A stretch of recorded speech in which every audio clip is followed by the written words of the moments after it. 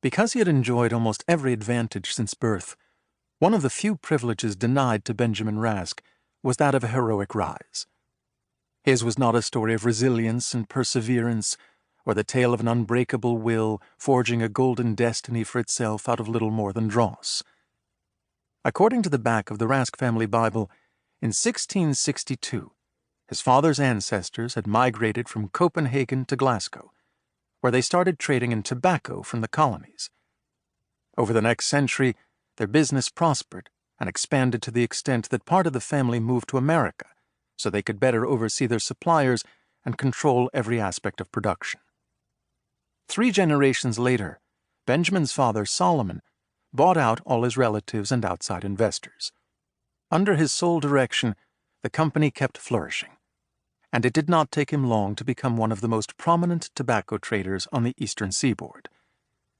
It may have been true that his inventory was sourced from the finest providers on the continent, but more than in the quality of his merchandise, the key to Solomon's success lay in his ability to exploit an obvious fact. There was, of course, an Epicurean side to tobacco, but most men smoked so that they could talk to other men. Solomon Rask was, therefore, a purveyor not only of the finest cigars, cigarillos, and pipe blends, but also, and mostly, of excellent conversation and political connections. He rose to the pinnacle of his business and secured his place there thanks to his gregariousness and the friendships cultivated in the smoking room, where he was often seen sharing one of his figurados with some of his most distinguished customers, among whom he counted Grover Cleveland, William Zachary Irving, and John Pierpont Morgan. At the height of his success, Solomon had a townhouse built on West 17th Street, which was finished just in time for Benjamin's birth. Yet Solomon was seldom to be seen at the New York family residence. His work took him from one plantation to another, and he was always supervising rolling rooms or visiting business associates in Virginia, North Carolina, and the Caribbean. He even owned a small hacienda in Cuba, where he passed the greater part of each winter. Rumors concerning his life on the island established his reputation as an adventurer with a taste for the exotic, which was an asset in his line of business. Mrs. Wilhelmina Rask never set foot on her husband's Cuban estate. She, too, was absent from New York for long stretches, leaving as soon as Solomon returned, and staying at her friends' summer houses on the east bank of the Hudson or their cottages in Newport for entire seasons.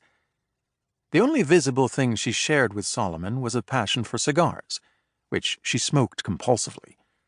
This being a very uncommon source of pleasure for a lady, she would only indulge in private, in the company of her girlfriends. But this was no impediment, since she was surrounded by them at all times.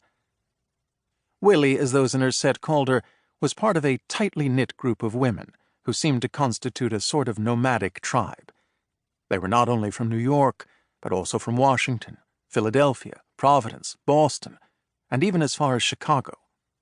They moved as a pack, visiting one another's houses and vacation homes according to the seasons. West 17th Street became the coteries' abode for a few months, starting in late September when Solomon left for his hacienda. Still, no matter in what part of the country the ladies happened to dwell, the clique invariably kept to itself in an impenetrable circle. Limited for the most part to his and his nursemaids' rooms, Benjamin had only a vague notion of the rest of the brownstone where he grew up. When his mother and her friends were there, he was kept away from the rooms where they smoked, played cards, and drank sauternes well into the night. When they were gone, the main floors became a dim succession of shuttered windows, covered furniture, and chandeliers in ballooning shrouds. All of his nurses and governesses said he was a model child, and all of his tutors confirmed it. Manners, intelligence, and obedience had never been combined as harmoniously as in this sweet-tempered child. The only fault some of his early mentors could find, after much searching, was Benjamin's reluctance to associate with other children. When one of his tutors attributed his student's friendlessness to fear, Solomon waved his concerns away, saying the boy was just becoming a man of his own.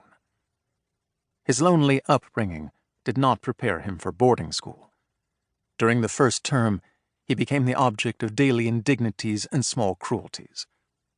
In time, however, his classmates discovered that his impassiveness made him a dissatisfying victim, and left him alone.